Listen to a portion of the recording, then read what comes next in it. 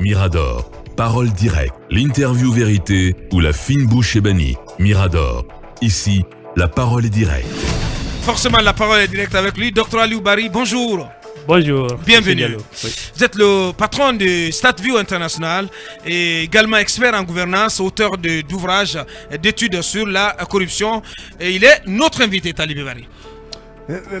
Monsieur Bari, Docteur Bari, vous suivez l'actualité. Peut-être qu'on va vous prendre au dépourvu sur la question Ebomaf. Vous avez dû suivre les explications que le PDG d'Ebomaf en a donné. Et quel sentiment vous anime après avoir écouté justement Monsieur Bonkongo Mamadou sur les travaux de construction de la route Kankan-Kissidou, dans le cadre desquels travaux il a été payé à hauteur de 185 millions d'euros pour ne poser que moins de 3 km de route. Merci de me donner la parole et merci de me recevoir dans vos studios. C'est la première fois que je viens ici. Tout à fait. Je suis très content. Donc je voudrais dire que c'est franchement étonnant, c'est décevant. Et on se rend compte de l'étendue de la délinquance financière dans notre pays. Et c'est vrai que nous menons régulièrement des études sur la corruption, mais l'étendue, l'ampleur, la profondeur des effets de la corruption sur notre pays, c'est tout simplement incroyable. Mais je pourrais même dire, pour résumer peut-être ma pensée par rapport à tout ce que j'ai écouté, que finalement, on est en droit de se demander est-ce que notre démocratie n'a pas servi à légaliser la corruption dans notre pays. Parce qu'on a l'impression que la démocratie, qui devait plutôt nous aider à lutter contre la corruption, a servi de terreau, a permis de légaliser la corruption. Et cette affaire de Ebomaf n'est qu'une affaire parmi tant d'autres. Et nous avions commencé à dénoncer il y a longtemps. Et vous avez vu le classement de la Guinée. La Guinée ne fait que perdre des points. Entre 2019, le dernier classement, la Guinée est passée de 130e à 137e. Donc on ne fait que perdre des points et c'est clair qu'il y a beaucoup de dossiers qui vont certainement sortir des tiroirs et nous serons encore beaucoup plus édifiés. Et donc finalement, est-ce que la démocratie n'a pas servi simplement, comme je le disais, à légaliser la corruption dans notre pays? Alors, vous parlez du classement de la Guinée. Comment les autorités de ce pays n'ont pas pu quand même faire quelque chose pour pouvoir changer la donne quand on sait que la dégringolade continue? Non, vous savez, lutter contre la corruption, pour réussir la lutte contre la corruption, il faut réussir à dépolitiser l'administration. Mais lorsque vous avez une politisation à outrance de l'administration, il est arrivé à un moment donné où on a dénoncé cet état où la Guinée ressemblait plutôt à ce qu'on appelle cette capture, c'est-à-dire un état pris en otage, une capture de l'État, voilà. Donc vous vous rendez compte qu'il faut être militant véreux, il faut avoir détourné de l'argent, il faut avoir pris des sommes importantes, battre campagne pour le parti politique, battre campagne pour le parti au pouvoir, pour pouvoir accéder à des postes. Mais malheureusement, c'est peut-être ça qui explique en partie ce qui s'est passé. Très bien. Dr Aliou Bari, expert en gouvernance, auteur d'études sur la corruption en Guinée, responsable du cabinet StatView International. Et on va aller sur cette annonce. Vous allez commencer à en parler avant d'aller à la pause. Le CNRD, à sa tête, le colonel Mamadou Doumbouya, a annoncé la création d'un organe de contrôle et de moralisation de la gestion publique. Quelle portée à attendre d'un tel organe? Mais cet organe est important. Je pense qu'on en avait parlé d'ailleurs. Je suis passé sur un des médias ici pour dire que nous avions, si vous voulez, une dizaine d'organes qui luttent contre la corruption et qui se marchent dessus. Donc vous les connaissez, peut-être si c'est nécessaire, je vais les citer. Oui, allez-y. Vous avez une dizaine d'institutions. Vous avez l'Agence nationale de lutte contre la corruption qui est rattachée à la présidence, qui n'a pas les moyens de sa politique et qui n'a pas de bilan, qui n'a pas de résultats, en tout cas visibles. Peut-être qu'ils ont des résultats, mais pas tangibles. Vous avez l'autorité de régulation des marchés publics. Vous avez la Cour des comptes. Vous avez l'IGF, voilà, vous avez l'IGS, vous avez l'ORDEF, vous avez l'ORDEF, la CENTIF, vous avez le contrôle vous avez le contrôle des grands projets et vous avez le vérificateur général. Le vérificateur général, vous avez normalement l'Assemblée même qui doit jouer ce rôle parce que l'Assemblée joue le rôle de contrôle de l'action gouvernementale. Donc vous avez toute une panoplie d'organes, d'organisations, d'institutions qui luttent contre la corruption et qui malheureusement ne se parlent pas. enfin, ils ne se parlaient pas. En ce temps-là, en tout cas, il n'y avait pas de communication. Et chaque organe essayait de travailler de son côté avec ses résultats que personne ne connaissait.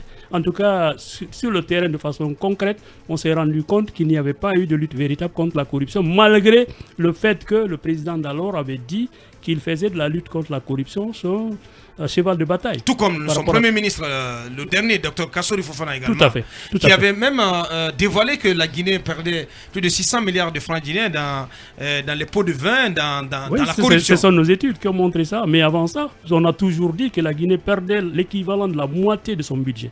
L'équivalent de la moitié de son budget. L'équivalent de la moitié du budget. Et ça ne date pas d'aujourd'hui. Nous avons commencé à faire les enquêtes, les investigations sur la corruption depuis 2003. Nos rapports sont là, ils le montrent. Donc l'étendue, les détournements. En fait, nous avons la petite corruption. Tout le monde dénonce la petite corruption. Mais non, le problème n'est pas là-bas. Là où il y a le problème, c'est la corruption des élites.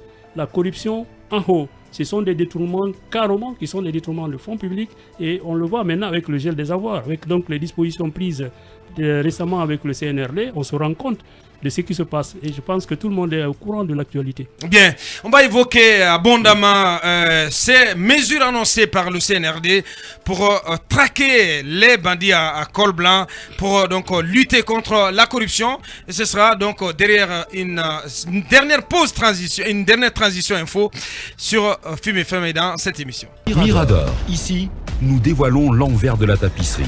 Mirador, l'instant vérité sur la gouvernance, sur comment chaque franc du contribuable guinéen est dépensé. Mirador, tout sur les dessous des cartes politiques sous les tropiques en Guinée. Aboubacar Diallo. Dernier carton compte de cette émission pour la DER de la semaine. Avant de redonner la parole à notre invité, Dr Aliou Bari, expert en gouvernance, auteur d'études sur la corruption en Guinée, responsable du cabinet State View. Quelques réactions très rapidement avec Souleymane Poutine. Bonjour Aboubacar, bonjour à toute l'équipe de Mirador, c'est Souleymane Poutine.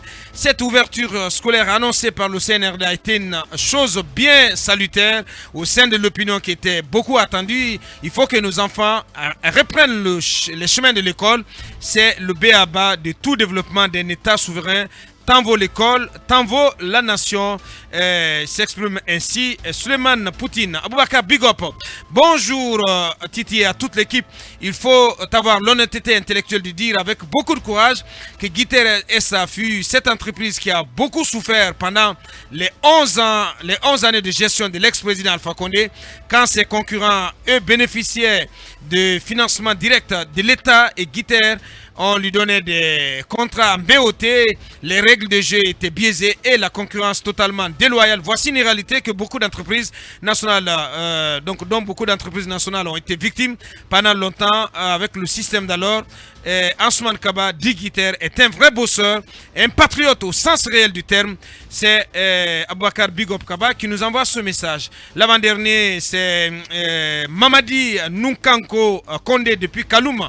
Bonjour Aboubacar, FIM est devenu une véritable source d'inspiration de la connaissance de la gestion des ressources de la République de Guinée. Merci beaucoup.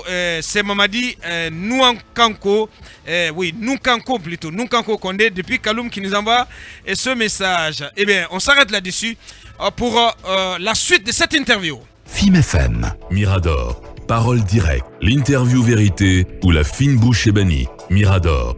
Ici, la parole est directe. La suite de l'interview avec vous, Talibé Bari. Docteur Bari, vous faisiez allusion aux ailes des comptes publics et des personnalités du régime sortant. Vous disiez que cela avait porté justement des effets. C'est quoi ces effets? Est-ce que aujourd'hui vous avez des informations pouvant nous convaincre que cette décision a pu peut-être éviter une saignée financière d'une ampleur quand même inconnue si on avait laissé les choses couler après le 5 septembre? Oui, je pense que les résultats sont concrets. Je ne vais pas peut-être m'aventurer à donner des chiffres, mais en tout cas, il y a des chiffres qui circulent. Il y a des données statistiques qui ont été publiées. Il va falloir peut-être vérifier la source. Mais ce qui reste clair, c'est que Le CNRD est arrivé à récupérer des montants importants. On parle de milliards de dollars. Des milliards de dollars. Ouais. Et là encore, c'est au plan interne. Et vous savez que normalement, la lutte contre la corruption, c'est aussi le recouvrement des avoirs, notamment à l'international, à l'extérieur. Effectivement. Donc cette lutte-là va continuer et je crois que les langues vont se délier, les gens vont continuer à dénoncer et on va pouvoir récupérer de l'argent qui pourrait servir donc aux caisses de l'État, à alimenter les caisses de l'État et peut-être, pourquoi pas, à financer cette transition. Donc c'est une mesure absolument importante et je pense qu'il faut prendre le temps pour cela, pour récupérer l'argent. Il y a l'effet d'abord de récupération des montants qui ont été extirpés, volés donc des caisses de l'État, mais il y a aussi l'effet dissuasif. Parce qu'à partir du moment où on pose ces actes-là et que des hauts commis de l'État, hier qui étaient intouchables, sont en train de reprendre leurs actes, des actes qu'ils ont posés à un moment où ils se croyaient intouchables, vous voyez que ceux qui vont venir après pour gouverner ce pays vont comprendre qu'il faut faire attention. Est-ce que c'est en cela qu'il faut saluer éventuellement la convocation des DAF et à leur suite des DRH et par le colonel Mamadi Doumbouya? Oui, mais vous savez, le gel des avoirs, quand on parle de gel des avoirs, quand on parle de lutte contre la corruption, ça ne s'arrête pas au niveau du gouvernement. C'est l'appareil de l'État dans son entièreté et qu'il faut visiter, qu'il faut auditer, qu'il faut vérifier. Il faut voir ce qui s'est passé à ces niveaux. Et vous savez, par exemple, il y a une mesure importante qui avait été prise du temps de l'ancien président Alpha Condé qui concernait donc la déclaration des biens avant d'entrer en fonction pour les postes ministériels, mais c'est valable pour les DAF. Ça devrait être valable pour les DAF, ça devrait être valable pour toute personne qui a la gestion d'une régie financière quelconque de l'État. Bon, donc normalement, il faut déclarer ses biens avant d'entrer en fonction, et quand on sort d'une fonction, il faut également déclarer ses biens, et on doit pouvoir faire des rapprochements et voir s'il y a eu des cas d'enrichissement illicite. Et s'il y a eu des cas d'enrichissement illicite, il faut que des investigations soient faites. Et les investigations doivent pouvoir montrer les sources des fonds-là. D'où sont venus les fonds?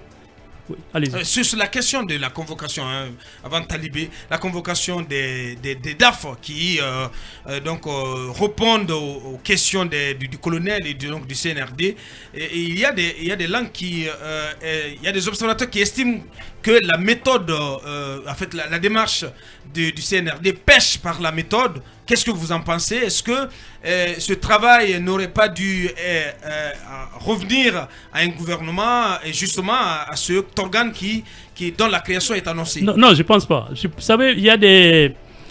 Donc, vous pensez que le colonel s'y prend bien? Vous pensez que le colonel s'y prend bien? Oui, bien sûr. Je suis spécialiste de cette question. Je ne travaille pas seulement qu'en Guinée, je le fais ailleurs. Mais ce qu'on peut dire, c'est que ce sont des mesures impopulaires. Des mesures impopulaires comme ça ne peuvent être, si vous voulez, appliquées que par des régimes de ce genre qui sont des régimes exceptionnels, qui ne s'attendent pas à un électorat, qui n'ont pas cherché des... Et la forme, monsieur Non, Barry. je viens à la forme. Oui. Je parle d'abord du fond. Donc, du point de vue du fond, ce qu'on peut récupérer avec ce régime-là est important. Hein? Deuxièmement, je pense qu'attendre qu'il y ait cette transition, que cette transition prenne fin pour qu'il y ait un gouvernement démocratique, en tout cas civil, qui revienne au pouvoir, ce temps-là, mais vous savez, les gens ont... Non, peut-être que vous ne m'avez pas compris. Ah, je n'avais pas compris. Les observateurs estiment que ce qui se passe maintenant, tout ce travail de rencontre, ces rencontres entre le colonel, le CNRD et ses gestionnaires des fonds publics, que ce travail aurait pu être organisé par le gouvernement de la transition. Non, je pense qu'ils sont en train de défricher. Ils sont en train de défricher et c'est important de voir les dossiers. Parce qu'il y avait déjà des dossiers, certains dossiers certainement qui étaient pendants, qui étaient là, qui n'avaient pas été sortis donc des tiroirs. Ils sont en train de comprendre, de savoir quelle est l'ampleur de la corruption, quelle est l'étendue, quels sont les secteurs les plus touchés. Et c'est sûr que l'organe qui va être mis en place plus tard va s'atteler à ce travail pour aller jusqu'au bout.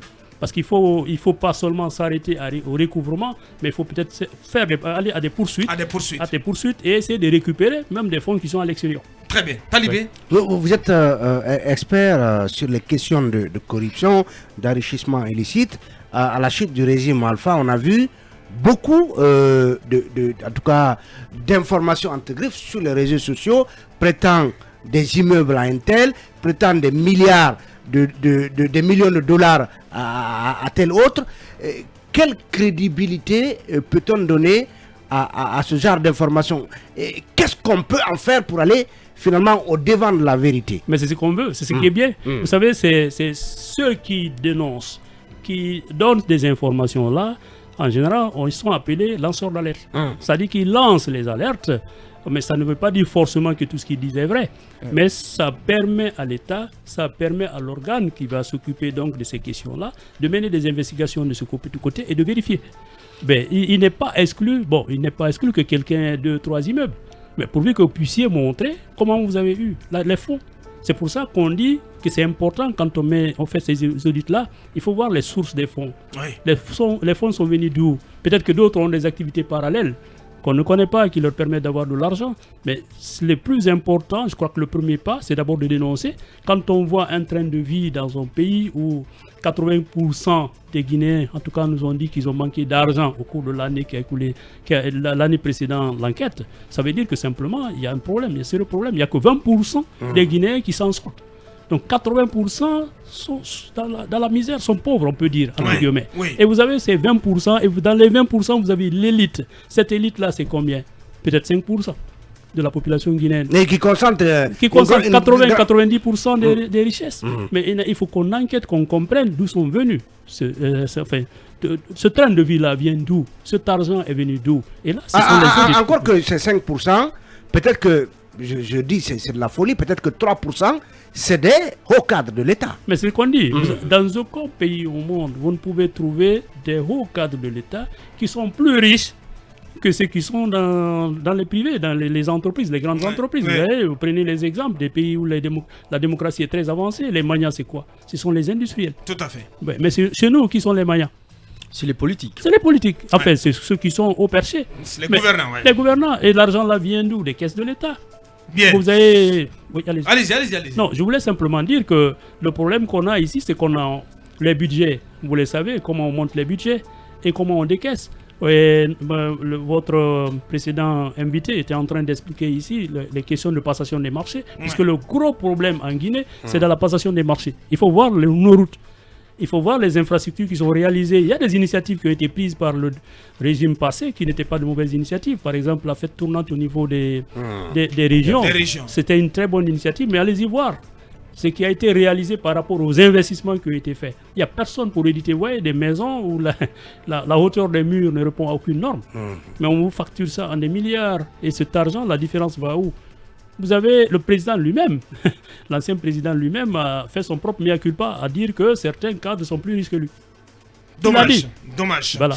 Docteur Aliou Barry de StatView International, expert en gouvernance, auteur d'études sur la corruption en Guinée, avec nous dans ce studio. Et on va permettre à des Guinéens tout à l'heure, donc à partir de 10h50, donc, de lui adresser des questions sur cette question qui brûle toutes les lèvres, la question de la lutte contre la corruption et l'enrichissement illicite. D'abord, c'était Ouri qui avait demandé.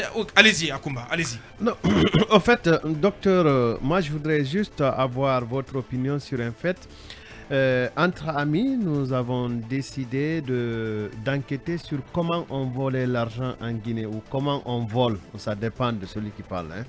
Comment on vole l'argent en Guinée. Nous sommes allés à la fonction publique prendre la fiche des retraités d'une année et choisir parmi ces retraités-là l'échantillon représentant les responsables des régies financières, les responsables des services de comptabilité. Et nous avons essayé de contacter certains anciens travailleurs tout en leur disant « Vous n'êtes plus en fonction, nous voulons juste savoir comment on vole l'argent de l'État. » C'est un travail qui n'est pas rendu public, mais voilà ce qu'on a obtenu en termes d'opinion. C'est que si on arrivait à recouvrer et à arrêter la saignée financière et à recouvrer tout ce qui est volé, on pouvait désendetter la Guinée en une année et procéder à la relance du processus de développement. Est-ce que vous êtes d'accord sur une telle assertion? Oui, tout à fait. On a fait des études sur l'Afrique, pas seulement sur la Guinée, qui montrent que le continent africain, on sort 50 milliards. De dollars. Panel Progress Africa a fait quand même une étude de ce type qui était dirigée par Kofi Annan. Et l'aide publique au développement, c'est combien? 25 milliards. Donc faites la balance entre les deux. C'est-à-dire que nous recevons la moitié de ce que nous-mêmes nous sortons de nos pays. Mais c'est paradoxal. Donc c'est valable pour la Guinée. C'est clair, c'est ce qu'on disait. C'est-à-dire que c'est pour ça que je disais dès le départ que la moitié du budget, d'après les études qu'on avait menées précédemment, la moitié du budget était détournée. C'est pour ça que les budgets sont votés. Mais vous savez, il y a eu des moments ici que pour décaisser, si vous voulez décaisser, ce dont vous avez droit en tant qu'agent public pour faire votre travail, pour donc remplir votre mission, vous êtes obligé de laisser de l'argent. Et l'argent que vous laissez là, c'est pas moins de 30%. En Guinée, l'argent, c'est de l'huile de palme. Partout où il passe, il laisse des traces. Exact. Oui, Dr Barry, il y a un domaine qu'on leur moins, c'est le patrimoine bâti. Et la plupart des départements au service de ce pays sont logés dans les maisons privées qu'on paye pendant que l'État a beaucoup de patrimoine bâti. Dans ce secteur, qu'est-ce qu'on pouvait récupérer en termes d'argent et qu'est-ce qui devrait être fait pour sortir de cette situation, en tout cas qui crée des essais financières à l'État? Non, vous savez, il y a un travail de collecte de données, un travail important de collecte de données qui doit être fait, pas seulement sur le patrimoine bâti public, mais pratiquement dans tous les secteurs, puisqu'on n'a pas une visibilité nette de ce qui se passe là. Au niveau du patrimoine bâti public, on n'a pas une visibilité nette, on n'a pas une lecture assez tangible de ce qui se passe à ce niveau. C'est pas seulement ce secteur, mais pratiquement la plupart des secteurs, c'est comme ça. Vous n'avez pas une visibilité. Vous arrivez, c'est comme s'il y avait des toiles d'araignée, vous ne pouvez pas aller en profondeur. Donc je pense qu'il faut commencer déjà par recenser. Je crois que ce travail avait été initié par quelqu'un.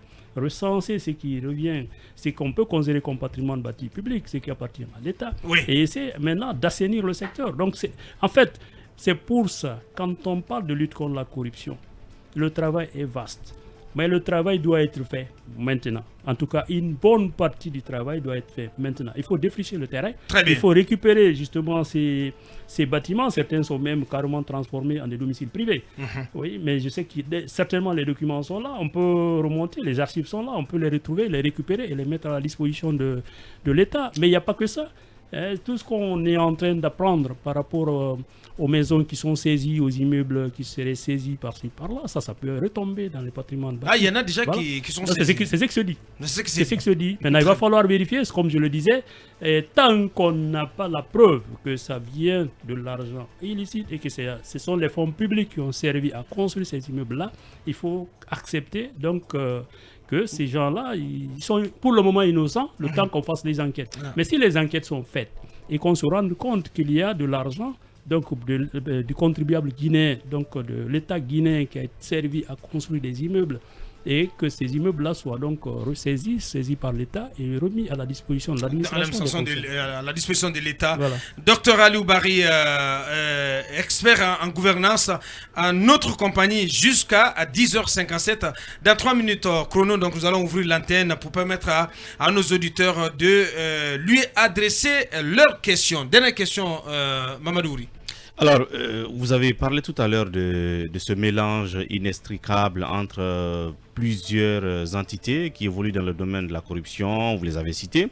Ma question est de savoir, au regard de votre expérience dans le domaine, lesquelles de ces entités vous paraissent les plus crédibles, qui ont un peu de résultats? Quand je prends l'IGF, qui se vante d'avoir des rapports assez caustiques, et j'ai entendu quelqu'un dire en off que quand on leur donnera l'autorisation de mettre sur la place ce qu'ils ont sur les uns et les autres, le pays exploserait tant le niveau de la corruption, du vol de deniers publics était élevé.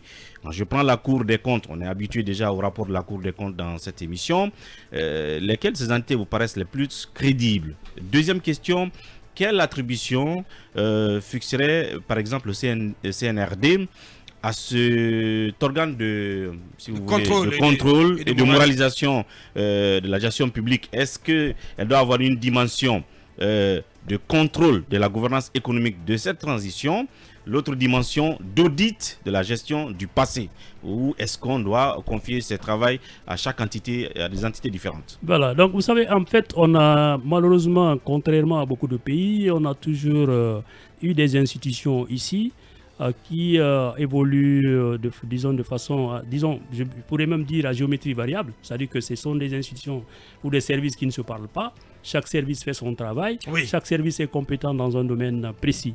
Ce n'est pas ça le problème.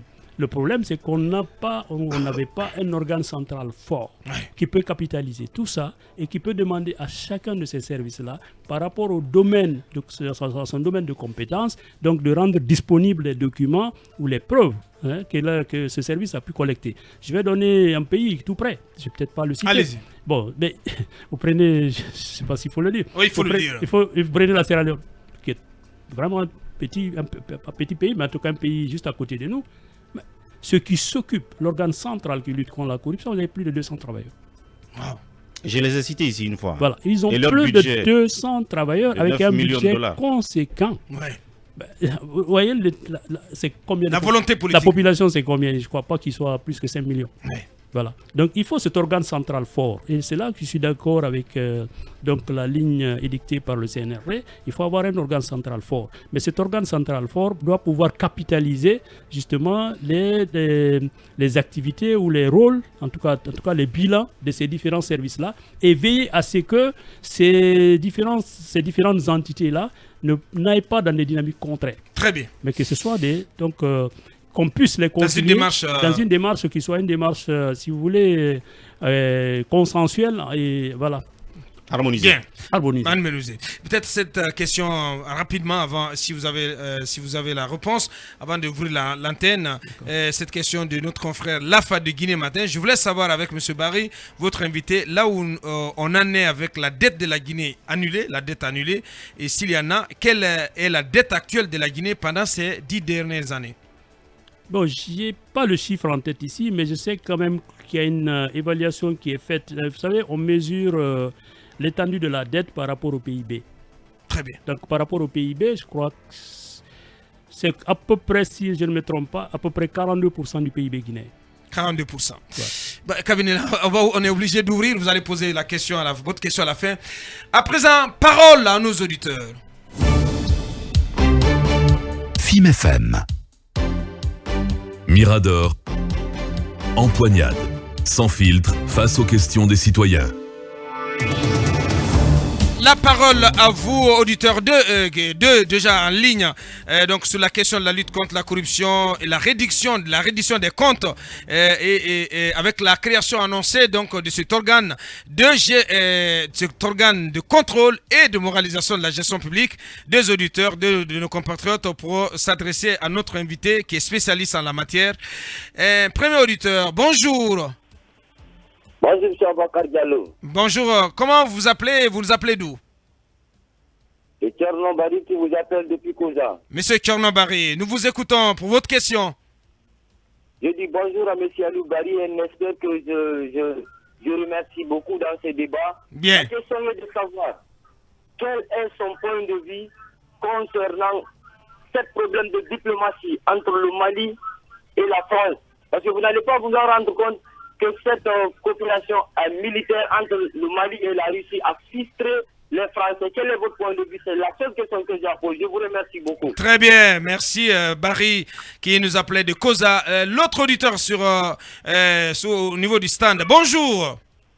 Oui, bonjour M. Aboubakar. Bonjour à votre invité du jour, M. Aliou. Allez-y, pour votre question. Vous appelez comment pour vous identifier? Comment vous appelez? Vous nous appelez d'où? C'est Alimou Diallo qui vous appelle depuis Wanindara. Monsieur Alimou Diallo de Wanindara. Votre question, s'il vous plaît.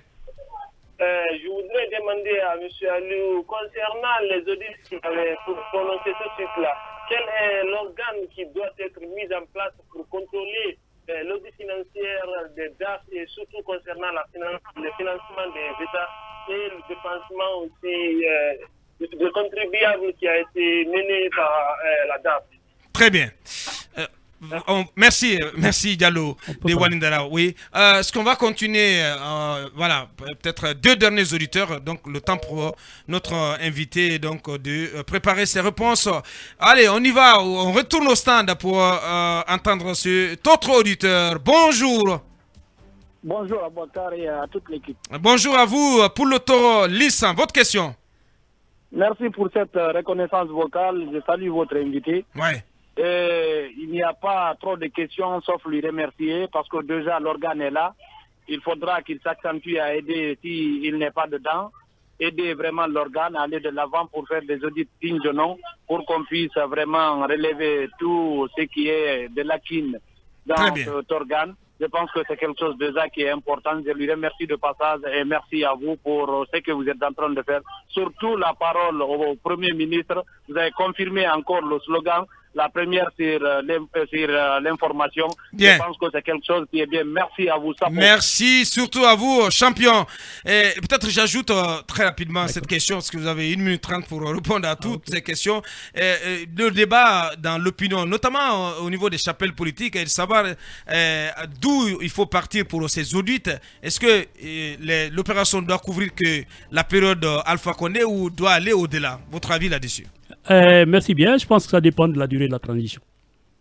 Voilà. Est-ce que ce travail va se faire et si le travail, comme on l'a dit, puisque nous sommes actuellement dans un régime d'exception, et donc c'est en ce moment qu'on peut prendre des mesures exceptionnelles, des mesures d'exception. Maintenant, ça dépend, puisque faire les audits, ça demande du temps. Ça demande du temps, puisqu'il ne faut pas, comme on l'a dit, il faut vérifier les sources, ça demande des documents, et on l'a dit, il faut aller au recouvrement des avoirs, pas seulement ici, mais également à l'étranger. Et ça dépend de la durée de la transition. Donc je pense qu'il faudrait caler, si vous voulez, la période qui doit être couverte par les audits là, il faut caler ça à la durée de la transition. Si la transition est courte, on ne peut pas aller jusqu'à 10 ans, 15 ans. Maintenant, si c'est une transition qui est peut-être relativement longue, il faut d'abord finir avec cette période. Puisque vous savez, en tout cas nous, on a remarqué à travers les données qu'on a collectées, la corruption, que ça s'est empiré à partir de 2015. C'est 2015 à 2020. Cette période-là doit être absolument auditée.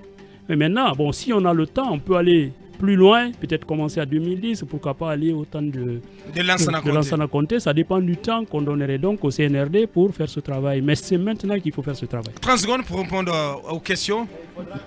De la prescription comptable aussi. Bien sûr. Malheureusement, on ne pourra pas répondre à ces questions. Le temps qui nous est imparti, donc c'est achevé. Grand merci à vous, monsieur Dr Aliou Barry. Grand merci à tous les 6. Donc, ce fut un plaisir pour nous de mener toute cette semaine en votre compagnie. Merci de l'écoute, merci de l'attention. Merci aussi à toute l'équipe, la charmante équipe de réalisation Alpha Diaouné, Ibrahim Baben Diallo, Khalil Awada, Wali. Merci de rester sous FM. Le programme continue. Au revoir, à lundi. Mirador, la grande messe de l'investigation journalistique, la plus grande tribune politique de la Guinée. Avec Aboubacar Diallo, Talibé Bari, Mohamed Mara, Mamadou Ri Diallo, Akoumba Diallo, Kabinet Fofana, Mamadou Diambaldé.